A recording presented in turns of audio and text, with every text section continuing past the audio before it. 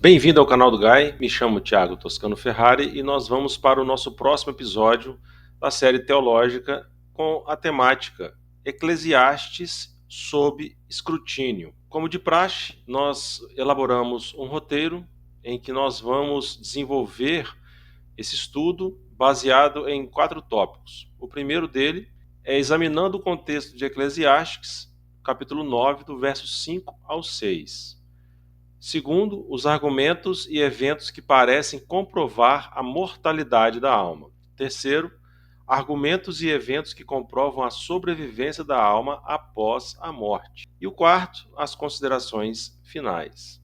As nossas referências que nós utilizamos nessa pesquisa estão dentro do e-book, A Arte do Debate, mas utilizamos para esse estudo em específico a Bíblia de Jerusalém, Torá, a Lei de Moisés, a Bíblia Hebraica, Iniciação ao Hebraico, volume 1 e 2, Aprenda Grego do Novo Testamento, Léxico do Novo Testamento Grego-Português, História dos Hebreus, Sabedoria do Evangelho, volume 3, a Gênese, Dicionário Bíblico Hebraico-Português, o Dicionário Bíblico de Strong e Léxico Hebraico, Aramaico e Grego de Strong, e o Dicionário Internacional de Teologia do Antigo Testamento. Como de praxe, trazemos sempre também uma frase inicial de Allan Kardec, que diz assim: demonstrando a existência e a imortalidade da alma, o Espiritismo reaviva fé no futuro, levanta os ânimos abatidos e faz suportar com resignação as vicissitudes da vida.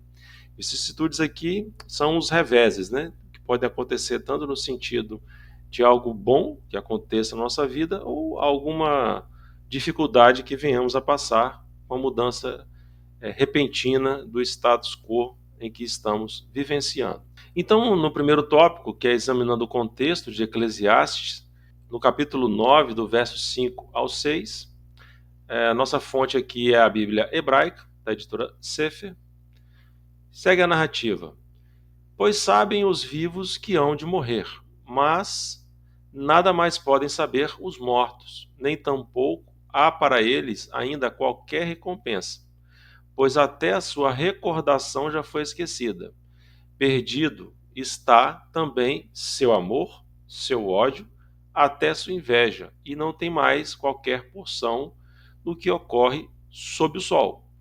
Então aqui, esse é o principal texto que os aniquilacionistas e os mortalistas acreditam que haverá uma sanção após o juízo final, em que os que estiverem sido julgados e condenados serão aniquilados junto com os anjos e Lúcifer, ao qual serão destruídos. A nossa observação ela é pertinente porque no material que nós temos, fizemos uma longa discussão e apresentamos diversas objeções a esse texto. Primeiro, em nossa pesquisa na Bíblia de Jerusalém, na parte introdutória, ele é atribuído a Salomão, por mais que do capítulo 1 desse livro de Eclesiastes diga que é autoria de Coelé, que é filho de Davi. Então, atribui-se a Salomão. Porém, a redação dele é pós-exílica, segundo a Bíblia de Jerusalém, e ela pode ter ocorrido entre o 3º século e o 2º século antes de Cristo, e por até 8 autores diferentes, e com um texto em hebraico e algumas expressões em aramaico.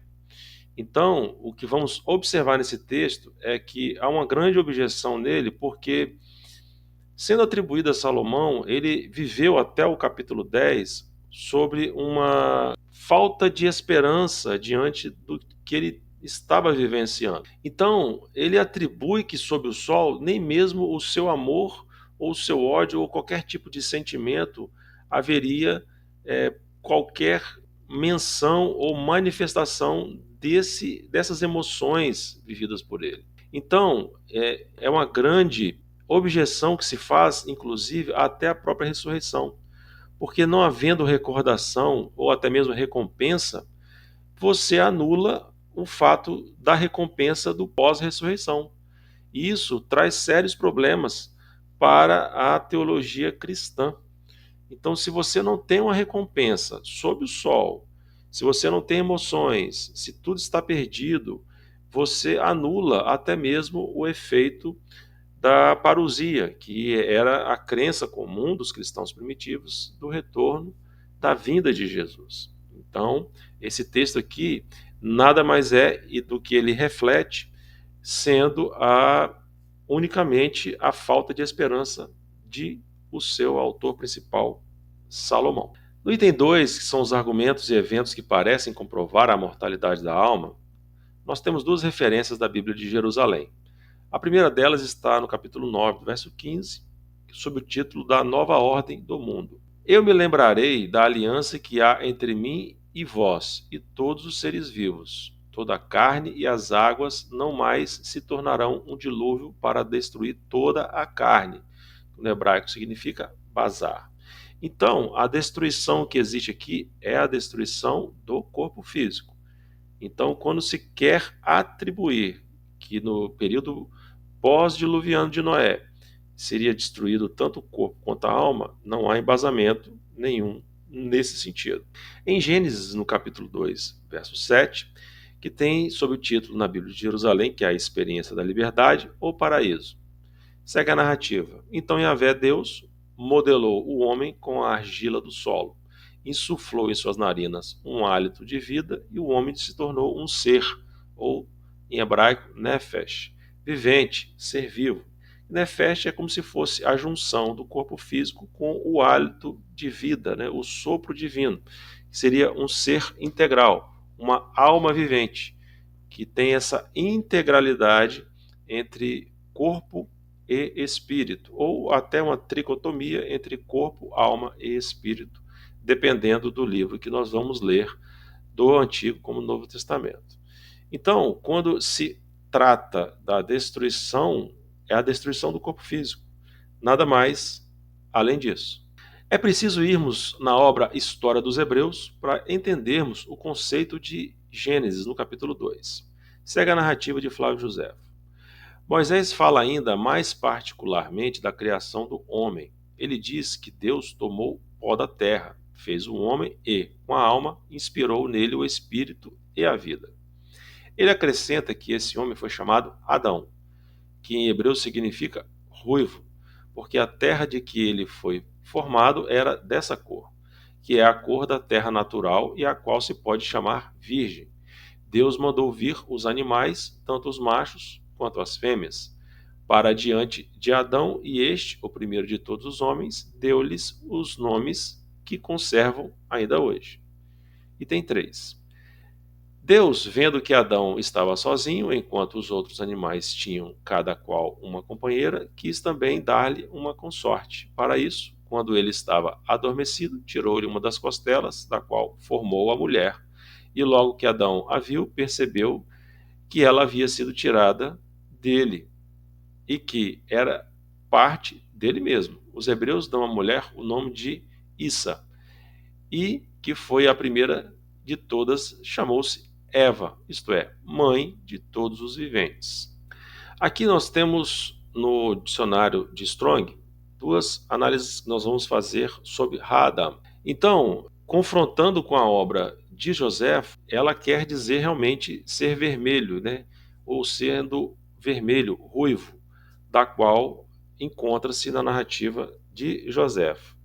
E também encontra-se aqui como uma outra alternativa, sendo um homem ou humanidade, a designação da espécie humana. Então, o que nós observamos é que a narrativa pode se referir tanto ao homem como humanidade. Mas Kardec vai trazer uma explicação muito interessante no que diz respeito ao capítulo 12 da obra A Gênese, intitulada de Gênese Mosaica. Item 11. Segue a narrativa de Kardec. Ele se ouve com mais acerto dizendo que Deus formou o homem do limo da terra. A ciência, com efeito, mostra no capítulo 10 que o corpo do homem se compõe de elementos tomados à matéria inorgânica, ou por outra ao limo da terra. A mulher formada de uma costela de Adão é uma alegoria, aparentemente pueril, se admitida ao pé da letra, mas profunda quanto ao sentido. Tem por fim mostrar que a mulher é da mesma natureza que o homem, que é, por conseguinte, igual a este perante Deus, e não uma criatura à parte, feita para ser escravizada e tratada qual ilota, tendo-a como saída da própria carne do homem. A imagem da igualdade é bem mais expressiva do que se ela fora tida como formada separadamente do mesmo limo. Equivale dizer ao homem que ela é a sua igual e não a sua escrava, que ele a deve amar como parte de si mesmo. Então, o termo do limo da terra, que em hebreu significa Ha'adam, o homem do qual se compôs Adão, o termo Ha'adama, terra, tem a mesma raiz. Como demonstramos anteriormente, Kardec vai fazer uma analogia aqui nessa obra, a Gênese Mosaica, apresentando a raça adâmica como sendo designada a raça humana.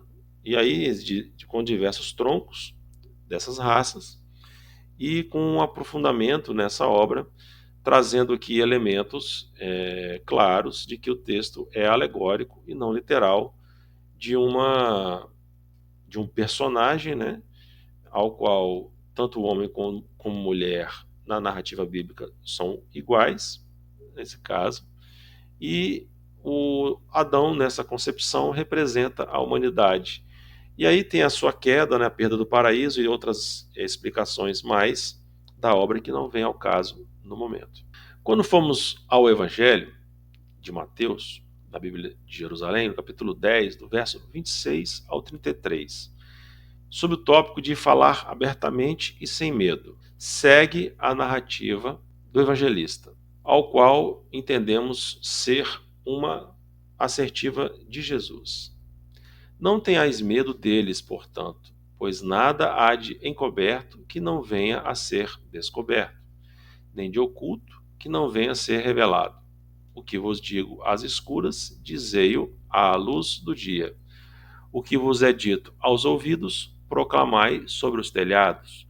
Não temais os que matam o corpo, mas não podem matar a alma. Tomei antes aquele que pode destruir a alma e o corpo na guiena. Não se vendem dois pardais por um asse. E, no entanto, nenhum deles cai em terra sem o consentimento do vosso Pai. Quanto a vós, até mesmo os vossos cabelos foram todos contados. Não tenhais medo, pois valeis mais do que muitos pardais.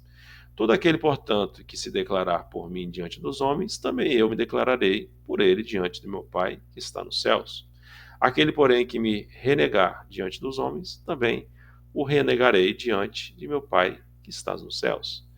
Ao tomarmos essa narrativa de Jesus aqui, sobre essa questão, se nós não formos na codificação ou nas obras complementares da doutrina espírita, dar-se a entender que Deus teria a capacidade de destruir tanto o corpo quanto a alma, lançado na Guiena. Vamos fazer apenas um parênteses. Guiena era uma região da cercania de Jerusalém. Era como se fosse um monturo em que eram depositados os despojos humanos. Então, Jesus utilizou de uma figura de linguagem que poderia ser compreendida na época, assim como Kardec pontua na obra O Céu e o Inferno. Sigamos na compreensão deste texto. Primeiro, que é a questão da palavra matar no grego. Então, no grego tem a palavra apokriteino, que é referindo a matar. Vamos apenas citar aqui, em destaque, privar alguém da vida espiritual, que estaria em Mateus, capítulo 10, do verso 28, que analisamos anteriormente. E temos uma outra análise sobre pneuma, que no grego significa alma humana que partiu do corpo. Ou seja, não há nenhuma menção de que ela é inconsciente, que ela não tem emoções, que ela está em plena inconsciência após a morte, né? Até mesmo porque no evento da Transfiguração, em que nós abordamos já em séries anteriores, em que aparece Moisés e Elias com Jesus, Moisés e Elias estão conscientes, mesmo tendo passado da vida encarnada para a morte. Então, continuando aqui, nós vamos agora na obra Sabedoria do Evangelho, que é do Torres Pastorino, volume 3. Trouxemos apenas uma parte em destaque que faz análise justamente dessa passagem. Então segue a narrativa de Pastorino. Aqui encontramos a oposição entre soma, corpo, e psique, alma. Não devem temer-se os que só têm o poder de matar o corpo, soma, mas não no possuem matar a alma, psique, ou seja, desviá-la do rumo certo, levando-a para o antissistema, para o polo negativo. Em numerosos lugares, tanto no Antigo quanto no Novo Testamento, aparecem como ações opostas as locuções matar a alma e salvar a alma.